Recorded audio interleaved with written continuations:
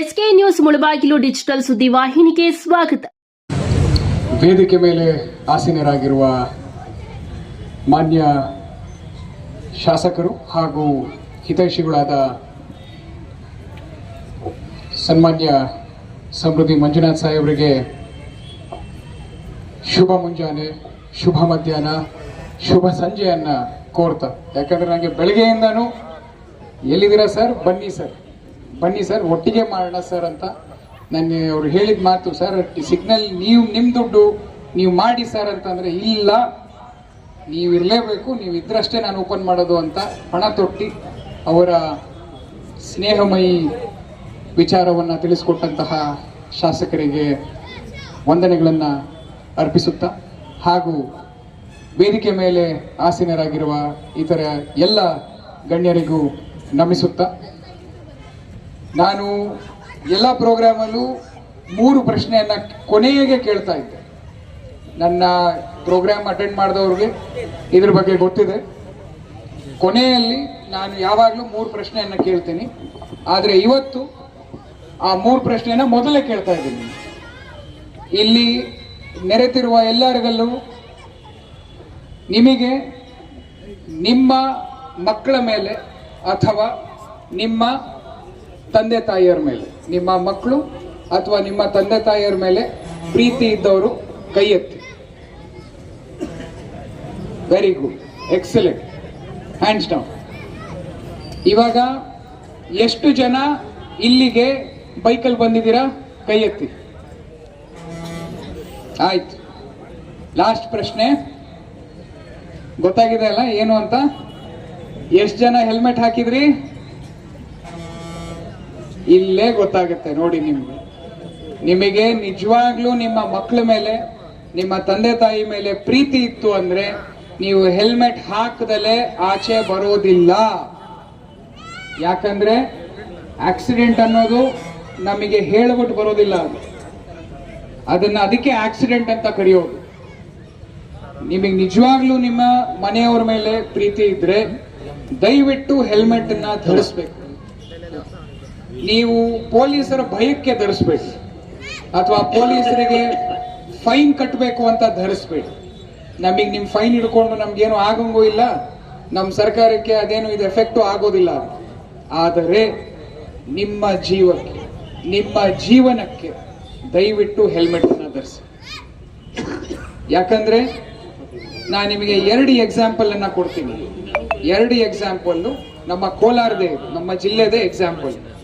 ಒಂದು, ಆ ಹುಡುಗಂಗೆ 22 ವರ್ಷ, ಇಂಜಿನಿಯರಿಂಗ್ ಮುಗಿಸಿದಾನೆ, ತಂದೆ ತಾಯಿಗೆ ಒಬ್ಬನೇ ಮಗ, very well to do family, ಸುಖವಾಗಿರುವಂತ ಫ್ಯಾಮಿಲಿ.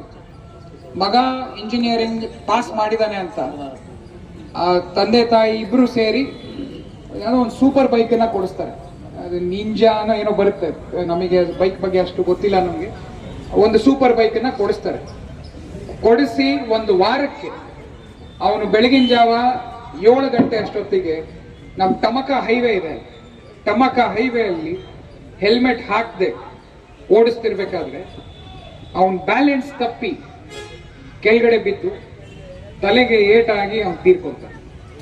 ಅವ್ರ ತಂದೆ ತಾಯಿಯವರು ಎಷ್ಟು ರೋದನೆಯನ್ನ ಅವತ್ತು ನಾವು ನೋಡ್ಬೇಕಾಯ್ತು ಅಂದ್ರೆ, ಯಾವ ಮನುಷ್ಯರಿಗೂ ಆ ರೋದನೆ ಬೇಡಪ್ಪ ಅಂತ.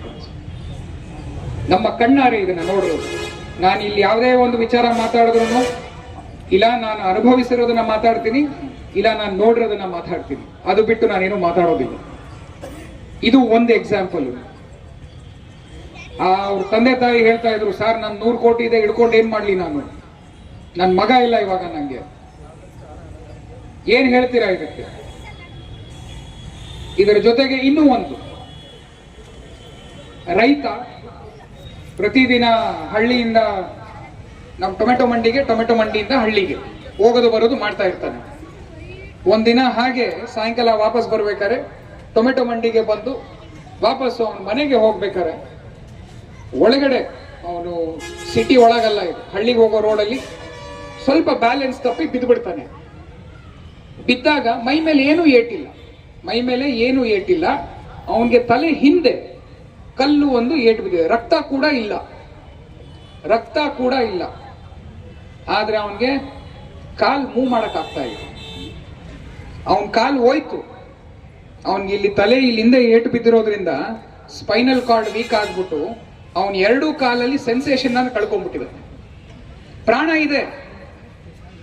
ಇದೆ, ಮಾತಾಡ್ತಾನೆ, ಆದ್ರೆ ನಡೆಯೋದಕ್ಕಾಗೋದಿಲ್ಲ, ಕೆಲಸ ಮಾಡೋದಕ್ಕಾಗೋದಿಲ್ಲ. ಅವನಿಗೆ ಇಬ್ರು ಮಕ್ಕಳು, ಒಬ್ಬರಿಗೆ 5 ವರ್ಷ, ಇನ್ನೊಬ್ಬರಿಗೆ 7 ವರ್ಷ. ತಾಯಿ ಇನ್ನೂ ಬದುಕಿದ್ದಾಳೆ, ತಂದೆ ತೀರ್ಕೊಂಡಿದ್ದಾರೆ, ಹೆಂಡತಿ ಇದ್ದಾರೆ. ಮನೆಯನ್ನ ನಡೆಸ್ತಾ ಇದ್ದಿದ್ದು ಅವನೇ. ಮನೆಯನ್ನ ನಡೆಸ್ಬೇಕಾದವನ್ನ ಇವಾಗ ಮಕ್ಕಳು ಸ್ಕೂಲ್ ಬಿಟ್ರು, ಮಕ್ಕಳು ಬೇರೆ ಏನೋ ಕೆಲ್ಸಕ್ಕೆ ಹೋದ್ರು, ಅವ್ರ ತಾಯಿ ಅವನ್ ನೋಡ್ಕೋಬೇಕಾಗಿದ್ದ ವಯಸ್ಸಲ್ಲಿ ತಾಯಿ ಅವನನ್ನ ನೋಡ್ಕೊತಾ ಇದ್ದಾರೆ. ಮತ್ತೆ ಕೇವಲ ಒಂದು ಹೆಲ್ಮೆಟ್ ಹಾಕಿದ್ರೆ ಈ ಎರಡೂ ಘಟನೆಗಳು ನಡೀತಾ ಇರಲಿಲ್ಲ.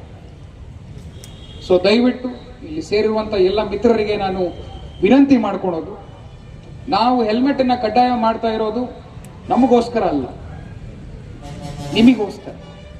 ಅದನ್ನ ನೀವು ಅಭ್ಯಾಸ ಮಾಡ್ಕೋಬೇಕು. ನೀವು ಹೇಗೆ ಮನೆಯಿಂದ ಆಚೆ ಬರ್ಬೇಕಾದ್ರೆ ಗಾಡಿ ಕೀ ತಗೊಂಡೇ ಬರ್ತೀರಾ, ಎಲ್ರು ಗಾಡಿ ಕೀ ಏನಾದ್ರು ಮರ್ತು ಬರ್ತೀರಾ? ಇಲ್ಲ. ಹಾಗೆ ಗಾಡಿ ಕೀ ಜೊತೆ ಹೆಲ್ಮೆಟ್ ತಗೊಂಡ್ಬರೋದನ್ನ ಅಭ್ಯಾಸ ಮಾಡ್ಕೋಬೇಕು. ನೀವು ಇದನ್ನ 21 ದಿನ ಮಾಡಿದ್ರೆ, 21 ಡೇಸ್ 21 ದಿನ ಮಾಡಿದ್ರೆ ನಿಮಗೆ ಮಸಲ್ ಮೆಮರಿಗೆ ಬಂದ್ಬಿಡುತ್ತೆ. ನಿಮಗೆ ಅದು ಅಭ್ಯಾಸ ಆಗ್ಬಿಡುತ್ತೆ. ಬೇಡ ಅಂದ್ರೂ ನಿಮ್ಗೆ ಹೆಲ್ಮೆಟ್ ಇಲ್ಲ ಅಂದ್ರೆ ನಿಮ್ಗೆ ಸರಿ ಅನ್ಸೋದಿಲ್ಲ ಅಂದ್ರೆ. ಸೊ ಈ ಒಂದು ಕಾರ್ಯಕ್ರಮಕ್ಕೆ ನಮಗೆ ಸಂಪೂರ್ಣವಾದ ಒಂದು ಸಾಥನ್ನ ನೀಡಿರಂತಹ ಜನಪ್ರತಿನಿಧಿಯವರು ಸಮೃದ್ಧಿ ಮಂಜುನಾಥ್ ಅವರು, ಸಾಹೇಬರಿಗೆ ನಾವು ಫಸ್ಟೇ ಹೇಳ್ಬಿಟ್ವಿ, ನಾವು ಸರ್ ಈ ತರ ಪ್ಲಾನ್ ಮಾಡ್ತಾ ಇದ್ದೀವಿ ಅಂತ. ಸರ್ ಇದಕ್ಕಿನ್ನ ಒಳ್ಳೆ ಪ್ರೋಗ್ರಾಮ್ ಬೇರೆ ಯಾವುದೂ ಇಲ್ಲ, ನನ್ನಿಂದ 100% ಸಪೋರ್ಟು ಅಂತ ಅವರು ಹೇಳ್ಬಿಟ್ರು ನಮ್ಗೆ. ಅದು ಈ ರೀತಿ ನಮಗೆ ಸಪೋರ್ಟ್ ಇರಬೇಕಾದ್ರೆ, ಈ ರೀತಿ ಅವ್ರು ಏನಕ್ಕೆ ನಮಗೆ ಸಪೋರ್ಟ್ ಮಾಡ್ತಾ ಇರೋದು, ನಿಮ್ಮ ಮೇಲೆ ಇರುವಂತಹ ಕಾಳಜಿಗೋಸ್ಕರ ಅವರು ಸಪೋರ್ಟ್ ಮಾಡ್ತಾ ಇರೋದು. ನೀವು ಅವ್ರಿಗೆ ಕಾಳಜಿ, ನೀವು ಬೇಕು. ಅವ್ರು ಹೇಳಿದ್ರು ನಿಮ್ಗೆ ಓಟ್ ಬೇಡ, ನನಗೆ ನೀವು ಬೇಕು ಅನ್ನೋ ಮಾತನ್ನ ಹೇಳೋದು ದೊಡ್ಡ ಮಾತು, ಅದು ಸಣ್ಣ ಮಾತಲ್ಲ ಅದು.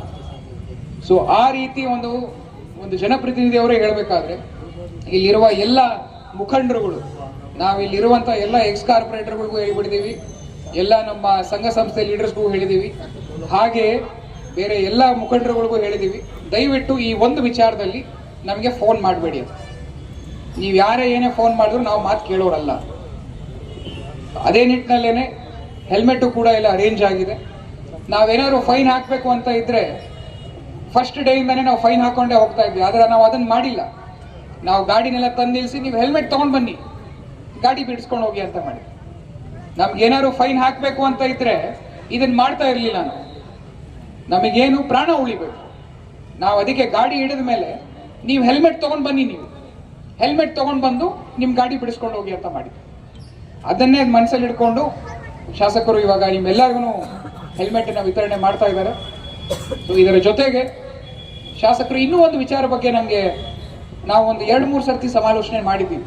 ಇದ್ರ ಬಗ್ಗೆ ನಮ್ಮ ಮುಳಬಾಗಿಲು ತಾಲೂಕಲ್ಲಿ ಆಗ್ತಿರುವಂತಹ ಅಪ್ರಾಪ್ತ ಬಾಲಕಿಯರ ಏನು ಸ್ವಲ್ಪ ತೊಂದರೆಗಳಿದ್ದಾವೆ, ಅವರ ಆ ವಿಚಾರದಲ್ಲಿ ನಾವು ಒಂದು ಕಾರ್ಯಾಗಾರ ಮಾಡೋಣ ಅಂತ ನಾವೊಂದು 2 ಬಾರಿ ಚರ್ಚೆ ಮಾಡಿದ್ದೀವಿ.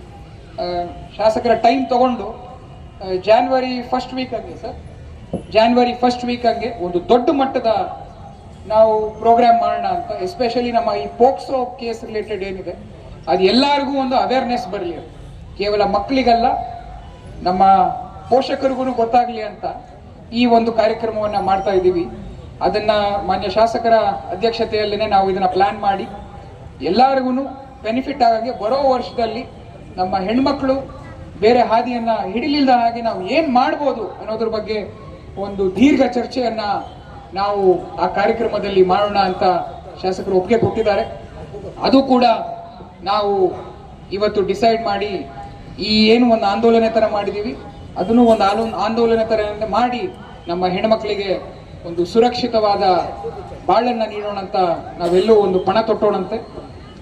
ಈ ವಿಚಾರಗಳನ್ನ ಹೇಳ್ತಾ ದಯವಿಟ್ಟು ನೀವು ಸ್ವಯಂ ಪ್ರೇರಿತವಾಗಿ ನಮಿಗೋಸ್ಕರ ಏನು ಮಾಡಬೇಡಿ, ನಮಿಗೋಸ್ಕರ ಮಾಡಬೇಡಿ. ನೀವು ಮಾಡಬೇಕಾಗಿರೋದು ನಿಮಿಗೋಸ್ಕರ, ನಿಮ್ಮ ಮನೆಯಲ್ಲಿರುವಂತಹ ಮಕ್ಕಳಿಗೋಸ್ಕರ, ನಿಮ್ಮ ಮನೆಯಲ್ಲಿರುವಂತಹ ಮಡದಿಗೋಸ್ಕರ, ನಿಮ್ಮ ಮನೆಯಲ್ಲಿರುವಂತಹ ತಂದೆ ತಾಯಿಗೋಸ್ಕರ.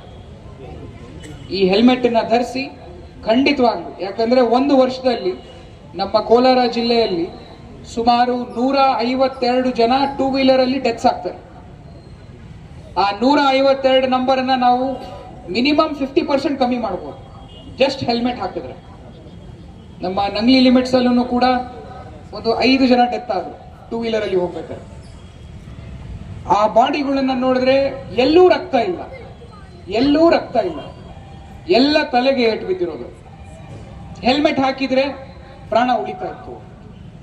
ಸೊ ದಯವಿಟ್ಟು ಮತ್ತೊಮ್ಮೆ ನಿಮ್ಮೆಲ್ಲರಿಗೂ ನಾನು ಹೆಲ್ಮೆಟ್ ಅನ್ನ ಧರಿಸಿ, ನಿಮ್ಮ ಜೀವನ ಉಳಿಸಿ, ನಿಮ್ಮ ಜೀವನವನ್ನ ಬೆಳೆಸಿ ಅಂತ ಹೇಳ್ತಾ, ಈ ದಿನ ನಮ್ಮ ಇಲಾಖೆಗೆ ಕೊಡುಗೆ ನೀಡಿದಂತಹ ಟ್ರಾಫಿಕ್ ಲೈಟ್ಸ್ ಹಾಗೂ ಹೆಲ್ಮೆಟ್ಸ್ ಎರಡೂ ವಿಚಾರವಾಗಿ ಒಂದು ಮುಂದೆ ಬಂದು ಸ್ವಯಂ ಪ್ರೇರಿತವಾಗಿ ನಿಂತಹ ಶಾಸಕರಿಗೆ ಮತ್ತೊಮ್ಮೆ ನಾನು ಧನ್ಯವಾದಗಳನ್ನು ಹೇಳ್ತಾ ನನ್ನ ಎರಡು ಮಾತನ್ನು ಮುಗಿಸ್ತಾ ಇದ್ದೀನಿ. ಜೈ ಹಿಂದ್.